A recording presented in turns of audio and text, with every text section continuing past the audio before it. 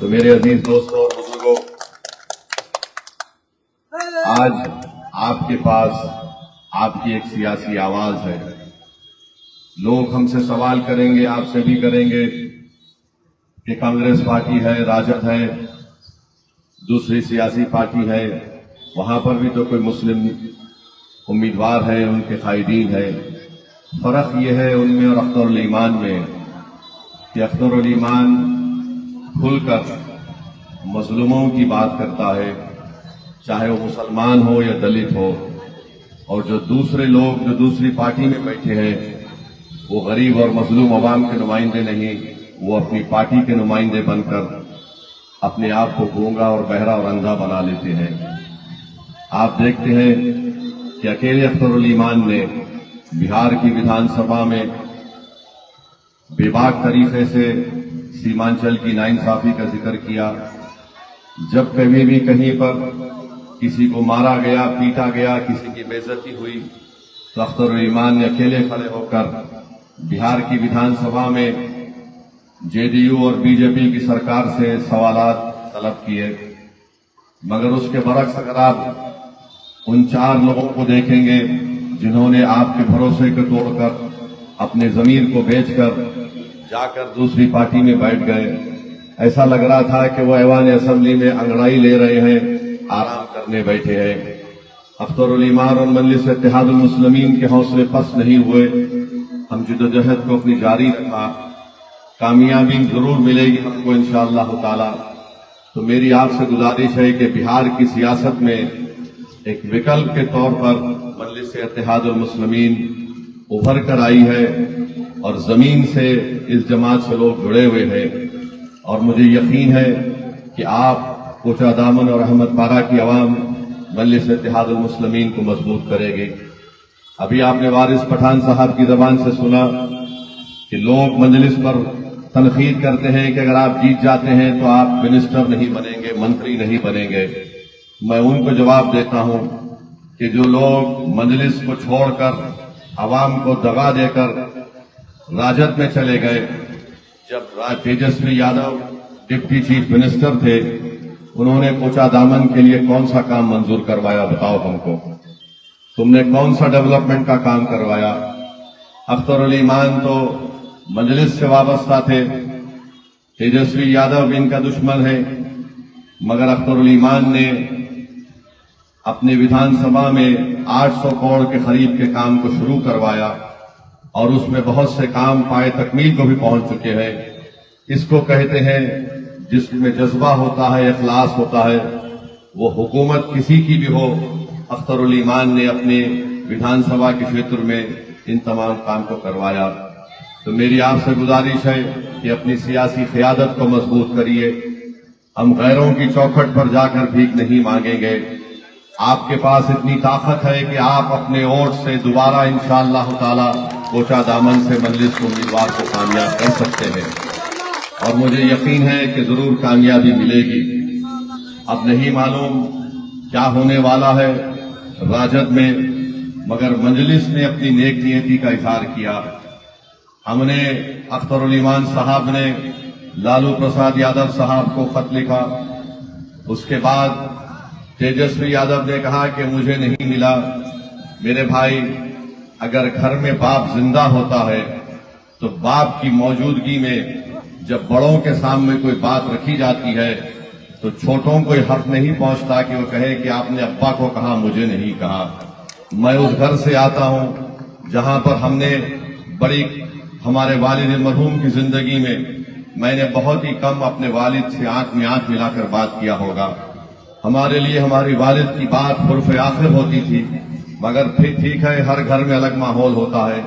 अख्तरुल ईमान साहब ने तेजस्वी यादव को भी खत लिख दिया, कहा कि 6 सीट दे दो, 5 तो हम जीत कर आए, और कहा कि अगर सत्ता तुमको मिलती है तो हमको मंत्री मत बनाओ, सीमांचल की आवाम से इंसाफ करो, सीमांचल डेवलपमेंट काउंसिल बनाओ ताकि सीमांचल की जनता में को तकलीफ जो मिलती है, जैसा रहमतपारा का इलाका है, सैलाब का इलाका है, यहाँ पर कभी भी सरकार की तरफ से आपको कोई मदद नहीं मिलती। सैलाब आता है, बारिश होती है, कई जमीन कट जाती है, किसान परेशान हो जाता है, फसल खराब हो जाती है।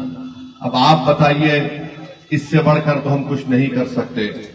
हमने अपनी अखलाकी जिम्मेदारी को पूरा किया। हम नहीं चाहते कि बिहार में दोबारा नीतीश कुमार या बीजेपी की सरकार बने, और अगर खुदा ना खास्ता बनती है तो हमको यकीन है कि बीजेपी का मुख्यमंत्री होगा। हम नहीं चाहते ये माहौल यहां पर बिहार में पैदा हो। मेरे अजीज दोस्तों और बुजुर्गों, फैसला आवाम को और जनता को करना है कि कौन बीजेपी को रोकने के लिए उस पार्टी के सामने दोस्ती का हाथ भी बढ़ाता है जिस पार्टी ने उसके 4 एमएलए को खरीद लिया था। इससे बढ़कर तो नेक नियति के और इखलास के मजाहरे बिहार की आवाम के लिए और सीमांचल की तरक्की के लिए कोई नहीं कर सकता। मगर राजद के लोगों को बात समझना है, अगर अख्तरुल ईमान ने अपना हाथ आगे बढ़ाया है बीजेपी को रोकने के लिए, तो राजद के जितने नेता हैं वो समझ लें ये कमजोरी की निशानी नहीं है।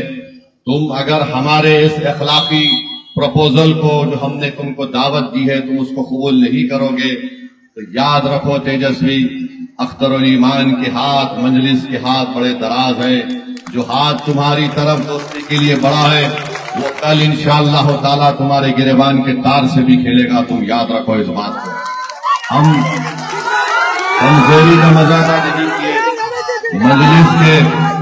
मजलिस के बहुत से चाहने वाले, सुनिए, मजलिस के बहुत से चाहने वाले इस बात से बड़ी तकलीफ में थे कि आखिर क्यों खत लिख रहे हैं। मेरे भाई, हम पूरी नेक नियति के साथ हमने इस खत को लिखा क्योंकि हम नहीं चाहते कि भाजपा यहां पर कामयाब हो। मगर इसके बावजूद भी अगर वो हमारी इस पेशकश को जो नेक नियति पर मुनस्सिर है उसको कबूल नहीं करते तो फिर हम अपना मुकाबला करेंगे। हम तो हमेशा जंग के लिए तैयार रहते हैं, चाहे रात का वक्त हो, फजर का वक्त हो, या ईशा का वक्त हो, या सूरज डूबने का वक्त हो। कोई अगर हमसे सियासी लड़ाई लड़ना चाहता है तो हमेशा तैयार रहते हैं। हम पीछे हट पीठ दिखाकर भागने वाले नहीं है, मगर हम चाहते हैं कि एक सही मानों में बिहार प्रदेश को राह दिखे। आज आप देखते हैं कि 20 साल से नीतीश कुमार मुख्यमंत्री है, इतना करप्शन बढ़ चुका है, बगैर रिश्वत किए कोई काम नहीं होता किसी गरीब का। किसी एसडीएम के ऑफिस में चले जाइए, किसी कलेक्टर डीएम के ऑफिस में चले जाइए, कहीं पर भी गरीब अगर जाता है किसी स्कीम से फायदा उठाने के लिए तो रिश्वत देना पड़ता है।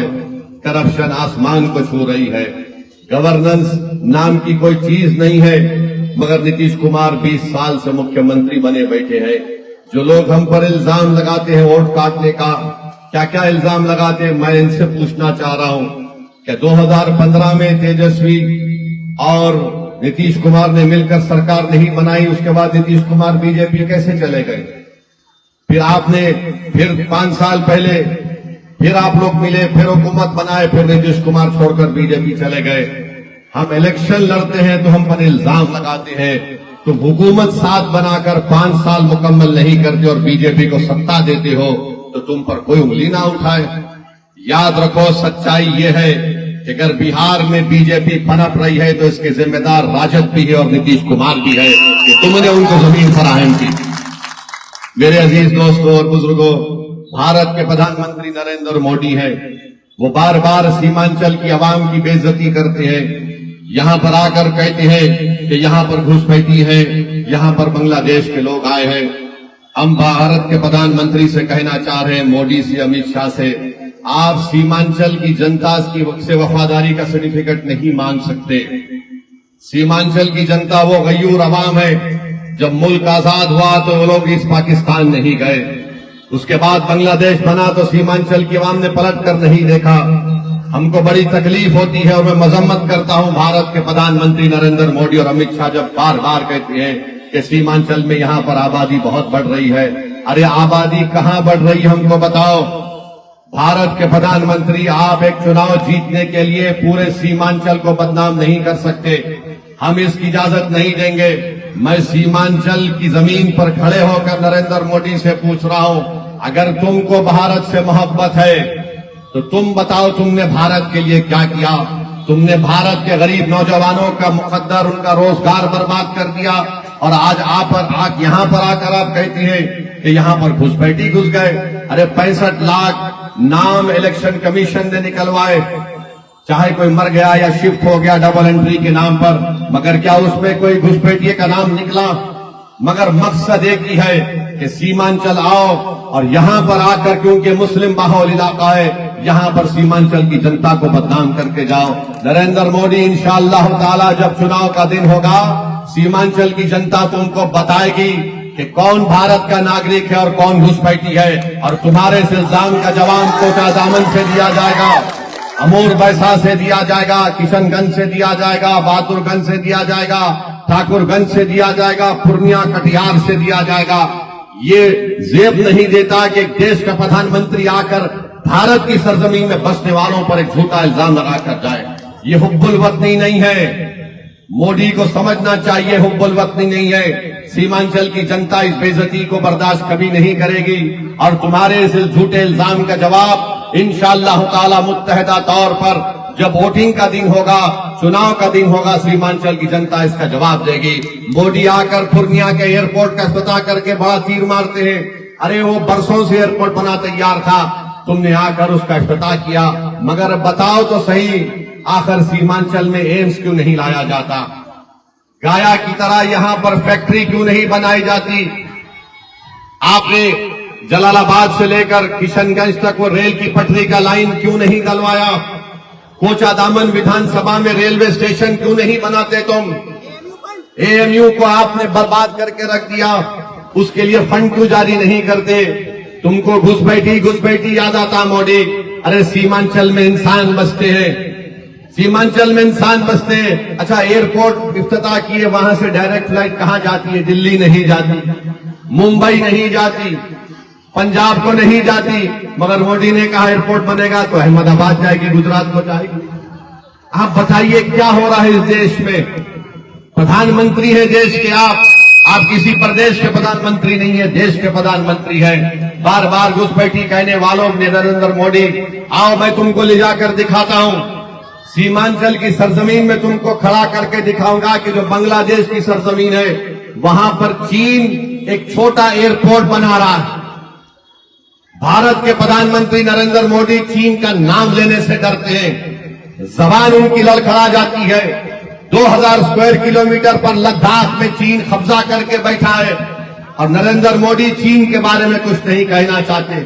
पड़ोस में नेपाल में इनकलाब आ गया, मोदी को मालूम तक नहीं हुआ नेपाल में कैसे इनकलाब आया। इतना बड़ा देश भारत का है, आपको तो पहले से मालूम होना चाहिए था कि नेपाल में तब्दीली आने वाली है, मगर इनको सिर्फ सीमांचल के घर में, हमारे घर में क्या पक रहा है, क्या खाना पक रहा है, उसकी खुशबू सुनने का चाहते हैं। नेपाल में जो हुआ, बांग्लादेश में इनकलाब आ गया, फिक्र ही नहीं है मोदी को। और आकर 56 इंच का सीना, रे कहां का 56 इंच का सीना? कब तक डायलॉगबाजी आप लगाएंगे? मेरे भाई, आप देखते हैं कि बीजेपी नीतीश कुमार ने मिलकर, चंद्रबाबू नायडू ने और चिराग पासवान ने, कुशवाहा साहब ने, जयंत चौधरी ने मिलकर भारत में एक ऐसा काला कानून बनाया जिससे मुसलमानों से उनकी मस्जिदों को छीनी जाएंगी, दरगाहों और खानखाहों को छीना जाएगा, ईदगाह की जमीन को छीना जाएगा, कब्रस्तानों को छीना जाएगा। मुस्लिम वक्फ बोर्ड में गैर मुस्लिम को मेंबर बनाया जा रहा है।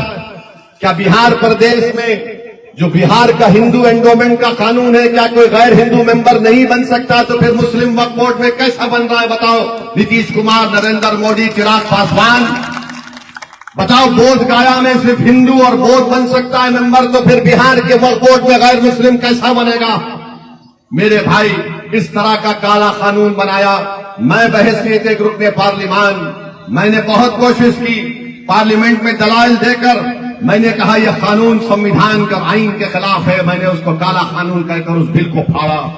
पार्लियामेंट की कमेटी बनाई गई, मैंने 128 पेजेस का उसमें हिस्से इख्तलाफ बोलिए डाइसन रिपोर्ट मैंने दी। तो मेरे अजीज दोस्तों और बुजुर्गों, मेरी आपसे अपील है कि आपकी क़ियादत है, आपकी आवाज है, आपकी ताकत है, आपकी पहचान है, और सीमांचल की ये बेबाक आवाज, उसका नाम मजलिस है। मेरी आपसे गुजारिश है कि आने वाले असेंबली और विधानसभा के चुनाव में आप मुत्तहदा तौर पर अपने वोट का इस्तेमाल करिए। और कोचा दामन में 2 लोग लड़ रहे हैं तेजस्वी के पास, एक उनका हाथ पकड़कर चूम रहा है, एक पैर पकड़कर कह रहा है ए बाबा मुझे दे दे, ए बाबा मुझे दे दे। अरे जो गद्दारी करके गए तुमको ये सब करना पड़ा, तुमको ये सब करना पड़ा। तुमको तो हम अपने सीने से लगाकर, अपने बाजू बिठाकर, पूरी इज्जत के साथ अपना भाई समझकर तुमको टिकट दिए थे। मैंने अख्तरुल ईमान साहब से कहा आप लड़ो कोचा दामन से। ये अख्तरुल ईमान का फैसला था कि नहीं सर इनको टिकट दीजिए, और उन अख्तरुल ईमान के बोलने पर उनको टिकट दिया गया। मगर जिस शख्स को, बल्कि मैं तो कहूंगा जिस इंसान से एहसास खत्म हो जाता है, वो इंसान नहीं रहता, एक चलती फिरती लाश बन जाता है। जिसमें एहसास जिंदा रहता है वही इंसान कहलाने के लायक है। खैर जो भी राजद फैसला करेगी हम तो तैयार हैं। अब हम और कुछ नहीं कर सकते, और अगर कोई बोलेगा बी टीम तो तेरा टीटी करने वाले हम, याद रखो। हर वक्त ये बोला जाता है। खैर बहरहाल बहुत से अभी जलसे होंगे, अभी तो इब्तिदा है, इब्तिदाई इश्क है, बहुत सी बातें और भी बोली जाएंगी।